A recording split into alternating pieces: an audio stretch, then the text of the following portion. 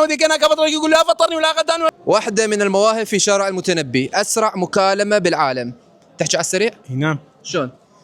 انا محمد انا في شارع المتنبي. الولد ذاك يقول لي لا بمزال خلي خابرني امانه الله 100 مره يدق على التليفون مالك انت قال لي تعلم المتنبي انا افطرك كنا جاينا الولد راح يوقع من الجوع يقول انا وجه صار من الجوع امانه الله من الصبح الحسين يدق على التليفون والتليفون مقفل لك تعال الخطر محمد العربي انا مخطط اصبح شيء حتى رصد لي يخلص يعني الولد يقول انا اريد اروح لك ليش ما تيجي انت مو قال لي راح تيجي المتنبي وانا وديك انا كفطرك يقول لا فطرني ولا غداني ولا سعافني وراح نوب التليفون مقفل راح تجي يلا جاي راح يجي محمد. إيه؟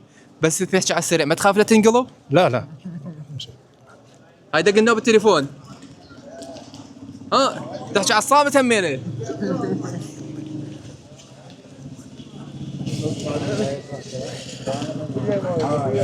شنو بعد عندك مواب؟ تحكي على السريع، تحكي على الصامت، شنو بعد عندك؟ شهر بس شهر رمضان شو الوضع. شلون بديت انت تحكي على السريع بهاي السرعه؟